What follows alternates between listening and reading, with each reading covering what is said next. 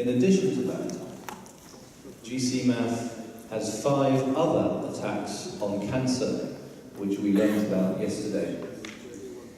Today, we are going to learn about at least 3 effects that GcMAF has on the human brain, how it rebuilds the brain, and why it is therefore effective for diseases like autism, chronic fatigue syndrome, ALS, Parkinson's, Alzheimer's, multiple sclerosis. So I'm now going to hand over to Professor Marco Ruggerio, MD, who you heard from yesterday. And thank you very much, Marco. Thank you, David.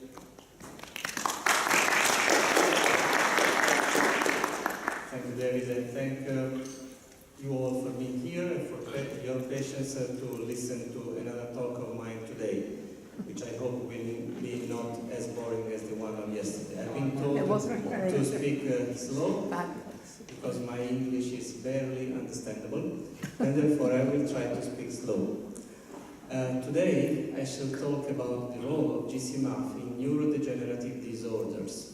And I will concentrate on ME, myalgic encephalomyelitis, or chronic fatigue syndrome, and I will just briefly mention autism. Yesterday, I showed you the dramatic results that we are observing in our Swiss treatment center, where we can see reduction of the volume of tumors by 50% or so. What did you do to my presentation? Was abuse. Right.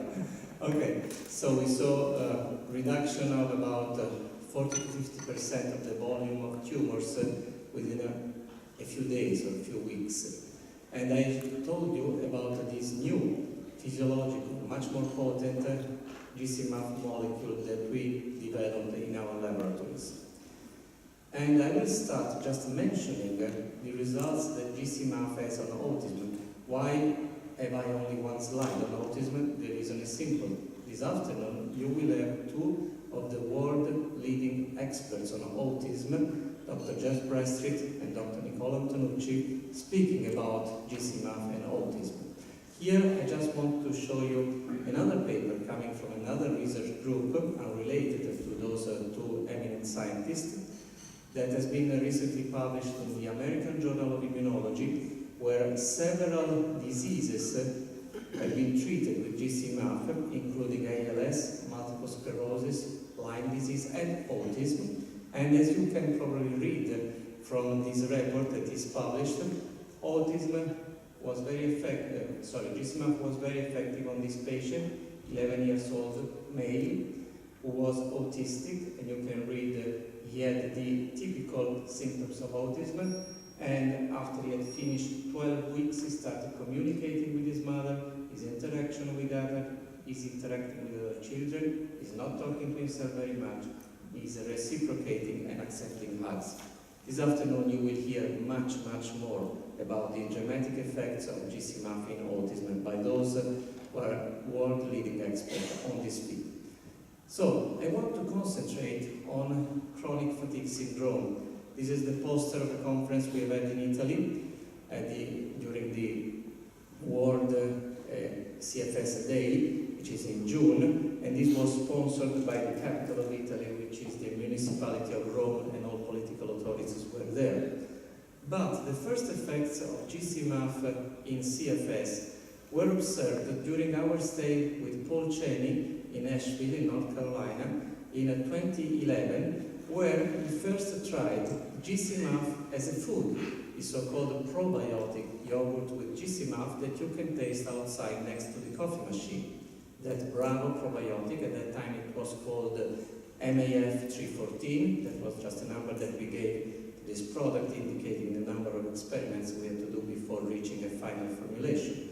You can taste it over there. And at the international meeting on CFS in Ottawa in September 2011, Paul Cheney reported these results where Nagalase was going down after a few weeks of consumption of this probiotic yogurt naturally rich in GcMAF, and the symptoms also went down and people began to recover. With a leak of about 2 years, now we published another paper, this time again in the American Journal of Immunology, describing the effects of GcMAF on chronic fatigue syndrome. You can see the ribbon. And here you have other cases, and I wish that you focus your attention in the highlighted symptoms with this patient who was a typical CFS patient, experienced pain in the calves, thighs and arms, as well as upper back. Well, this is typical. It is not a case that it is called myalgic. That means pain in the muscles and the joints, and also chronic fatigue syndrome. Please remember this because we will go to the effects of GcMAF on chronic pain later on. From the clinical results, is there any way that we can... From the clinical results presented in the American Journal of Immunology, then we went on to explain the basic physiopathologic mechanism underlying these effects of GcMAF on brain-based disorders. And in this other paper that we published just a few days ago, again in the American Journal of Immunology, to stress the importance of GcMAF in immunology and immune-based disorders, we describe for the very first time the effects of GcMAF in human neurons, and of course the implications for the treatment of chronic fatigue syndrome as well as of several brain-based disorders. So as you can see, many of the authors of this paper are here now. And as I mentioned yesterday, why is GcMAF so effective in treating brain-based disorders? Well, because it interacts with the vitamin D receptor and the vitamin D receptor signaling, and this modifies the expression of a number of genes, many of which are implicated in the functioning of the central nervous system. Here, we reported yesterday this BAC gene that is implicated in age-related neurodegenerative diseases such as Alzheimer's. Yesterday I showed you that many cell types in our body do express the receptor for vitamin D and for GcMAF, and therefore they are responsive to GcMAF. Both normal cells and cells from pathologic tissues, including those that are in our brain. Now, I wish to draw your attention on the role of GcMAF in adult neurogenesis. What does this mean? I hope that you are not sticking to the old concept that neurons are not proliferating, are not dividing in our brain. This is wrong. This has been proven wrong 20 years ago. Unfortunately, at least in Italy, this is still taught in universities. And many people, including many doctors, regrettably think that in adults you cannot have new neurons. You are born with a certain number of neurons, and if they die for whatever reason, you cannot replace them. There could be nothing more wrong than this. We would not be here, we would not be able to learn and to memorize anything if our neurons were not constantly dying and replicating. So in this very moment in our brain, new neurons are forming, and this process is called adult neurogenesis. You can see from this slide from the journal Neuroscientist of February 2009 that the number of papers on adult neurogenesis is increasing exponentially. So something that was considered a heresy until the 80s or the 90s, now it's a part of common knowledge. And why is adult neurogenesis important?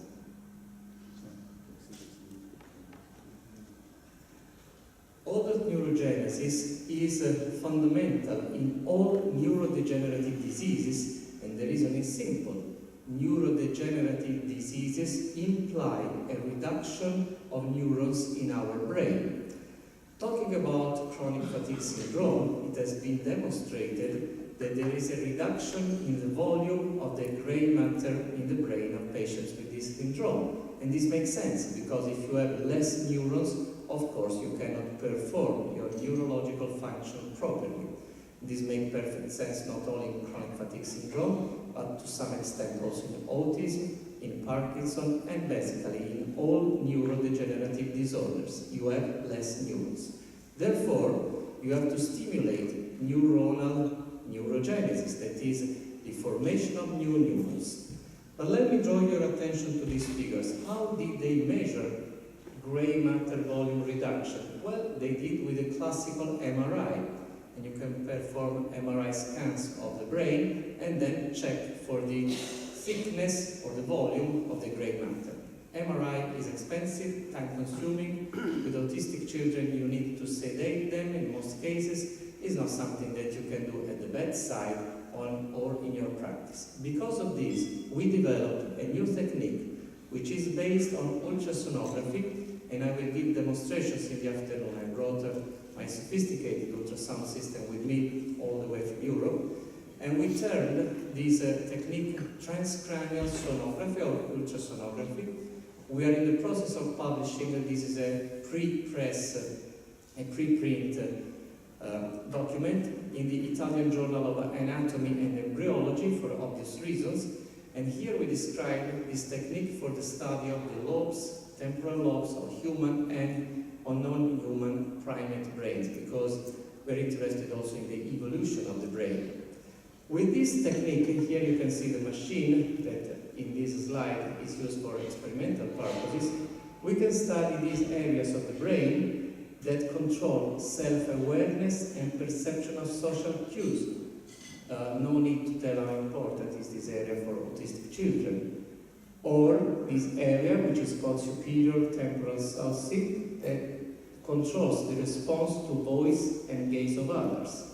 Or this area that controls attention, self-perception, theory of mind, that is the ability to understand what is in our own mind and in the mind of the person who is hopefully listening to us. We can study all these areas, and this is a picture. These are the same areas, and this is what we see on the screen of the ultrasound system. This is the skin, this is the temporalis muscle, this is the bone. In order to have the ultrasound to go through the bone and produce images, we have to play with the algorithm of the machine, but now we can see the meninges, we can see the subarachnoid or arachnoidal space, thin film of liquid, 1/10 of a millimeter thick, and this will tell us about process of inflammation in the brain, which are very, very common in autism. I think Dr. Bresky will elaborate on this in the afternoon, and also in other diseases. Then we can study the temporalis cortex, which is the brain cortex, the gray matter, the neurons. This is a magnification, so you can see the thickness of the meninges, the thickness of the subarachnoid space, of the temporalis cortex, and we can go down to a level of resolution that is close to a microscope. This is a very old slide produced at the beginning of the 19th century, at the end of the 19th century, by an Austrian physiologist, von Economo, Konstantin von Economo, describing for the first time the neuronal layers. These are neurons. These are histology. So this has been done after autopsy, of course, and we can see the same things. Fortunately, here the light is not the most appropriate to show radiological findings, but I hope that you can appreciate something if the image comes back. We can see the same neuronal layers that had been identified about 100 years ago, and they're called with different names, polymorphic cells, pyramidal cells, and so on and so on. And we can study to a level of definition that is close to microscopy. And of course, we can study this in the living brain in real time with the patient sitting next to us. Because of this, we propose that this technique may prove useful in studying the following morphological brain features that are known or hypothesized to be altered in different neurological diseases, such as thickness of the cortex. This tells us the number of neurons in our brain, neuronal layer arrangement.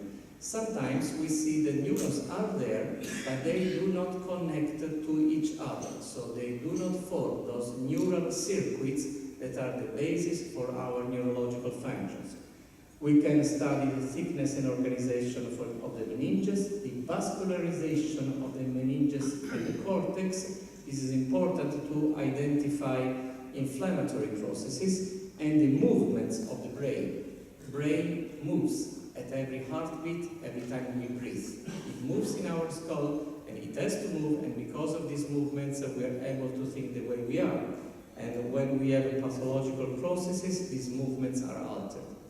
I show you just to give you an idea that we can measure meningeal blood vessels as thin as 1.1 millimeters, or blood vessels in the temporal cortex that are half a millimeter thick or half a millimeter wide.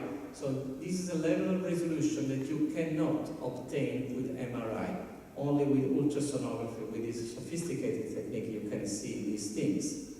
Brain moves. This is the brain of one of my colleagues, because we performed the first scans on ourselves, as we always do. So at the end of exhalation, you see that the thickness of the cortex, that is of the neurons, the gray matter in our brain, is 7.3 millimeters. At the end of forced inhalation, it is 6.7 millimeters. So there is a 0.6 millimeters of difference every time we breathe. Our brain squeezes and relaxes every time.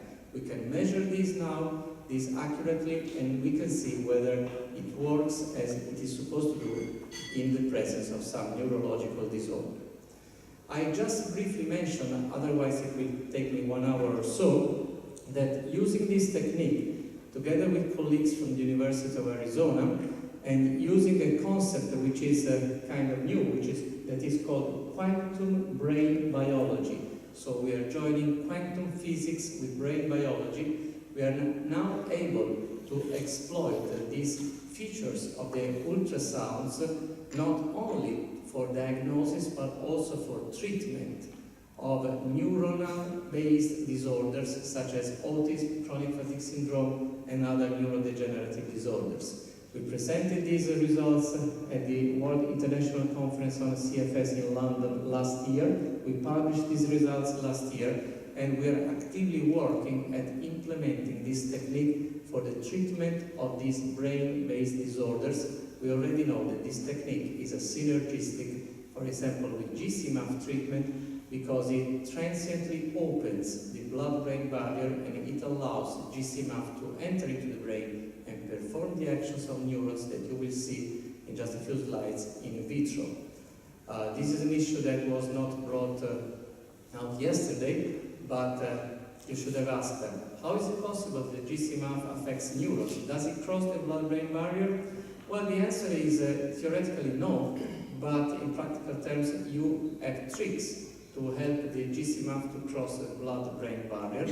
First of all, you produce a new molecule with oleic acid, which increases its hydrophobicity. Then you give pulses of ultrasounds, which are calibrated to the resonance frequency of Gc-maf, and you have it go through the blood-brain barrier.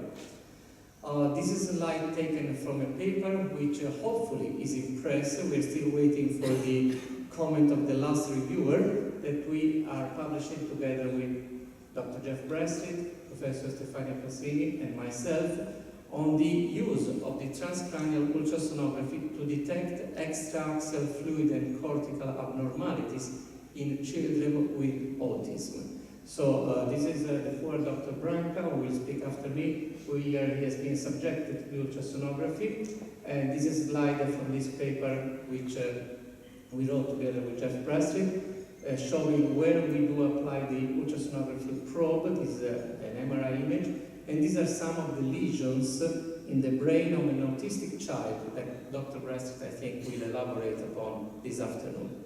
I want to show you this slide that I just collected a few days ago. This is the brain of a patient with chronic fatigue syndrome. I hope that you can see that in this area, there is a circular area that you can see as black. These are the normal neuronal layers.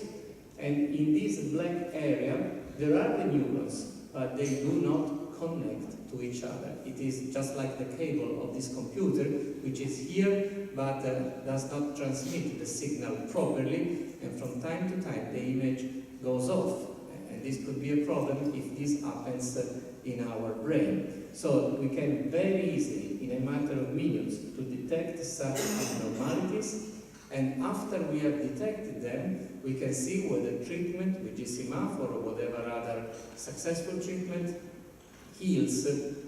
You see, this is demonstrating that when the connections are not functioning properly, problems may arise. So this is a good example. It was not programmed, but gives you an idea. So we can check with this method whether GcMAF or any other effective treatment works. Now, going back to one slide that I showed you yesterday, we were wondering how is it possible that a single molecule is effective in such a variety of diseases, cancer, autism, chronic fatigue syndrome, environmental pollution. Now I want to show you some of the effects of GcMAF in counteracting the damaging effects of heavy metals on neurons. Why heavy metals and neurons and GcMAF? Because we now know that many neurodegenerative disorders, such as autism or chronic fatigue syndrome or Parkinson and many others, they are due to toxic effects of environmental pollutants on neurons. Therefore, we wanted to study whether GcMAF was able to counteract these toxic effects and re-establish proper connectivity, that is the ability of neurons to talk to each other in the brain of subjects exposed to such heavy metals. As Professor Reides showed yesterday, essentially the mind is the connections. We have a mind, we're able to think because neurons connect to each other. This is a project by informatics starting this year that aims to stimulate the complete human brain by studying the connections between the neurons.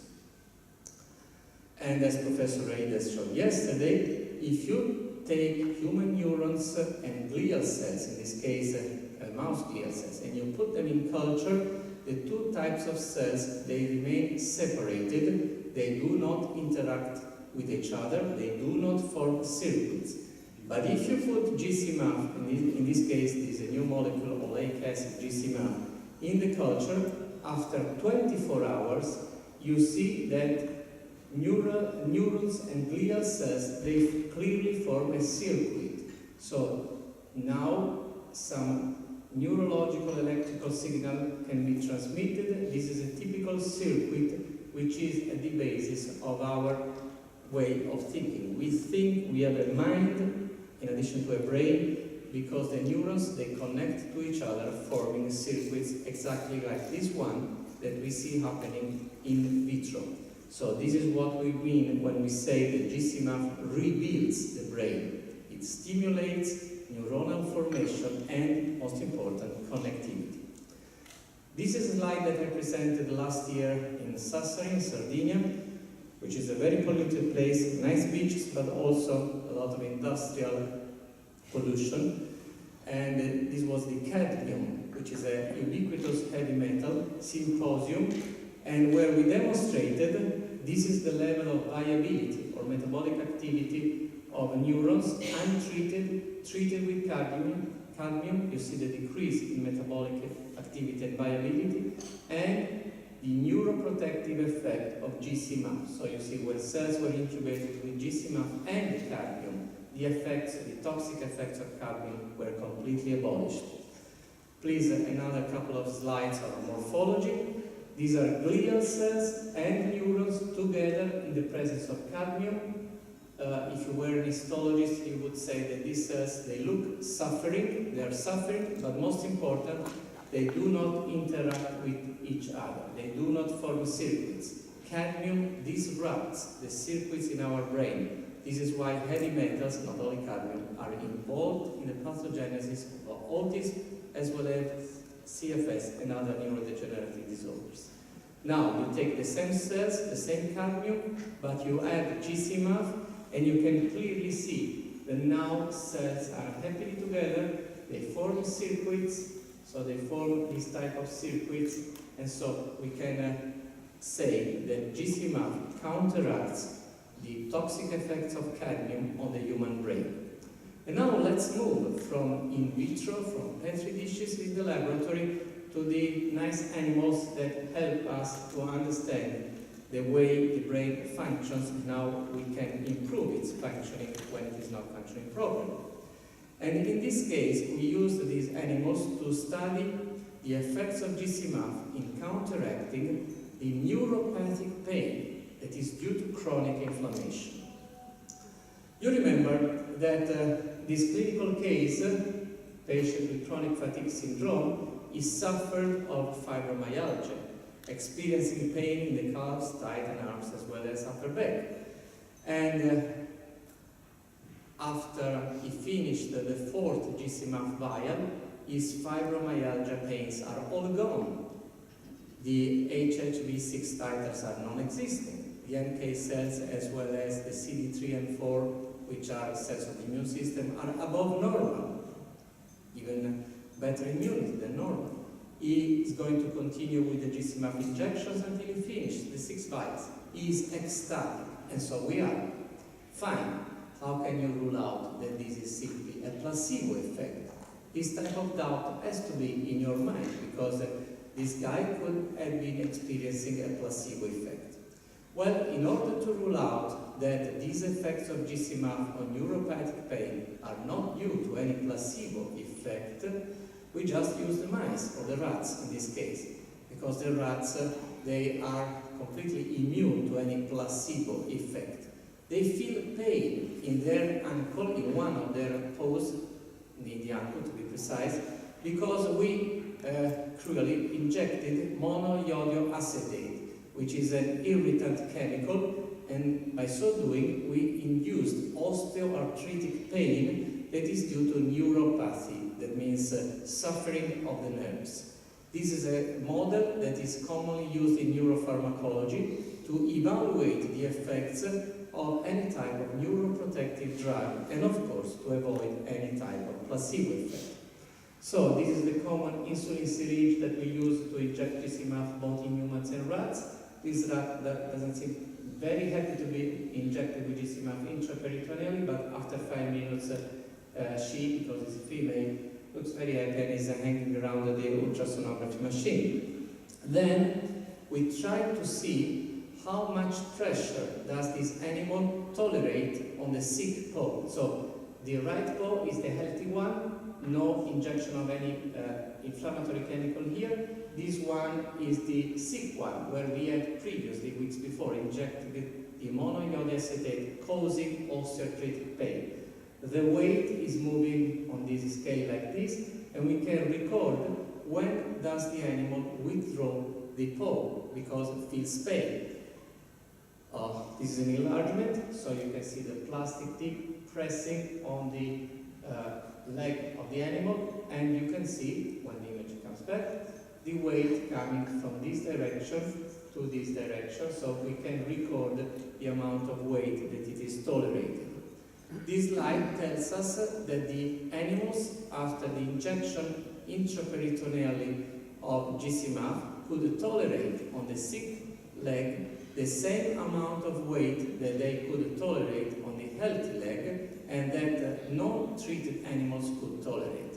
So this tells us very clearly that in about 15 minutes, GcMAF is able to counteract the neuropathic inflammatory pain without any non-specific analgesia. It is not an anesthetic. So it counteracts the neuropathy, it counteracts the neuronal inflammation.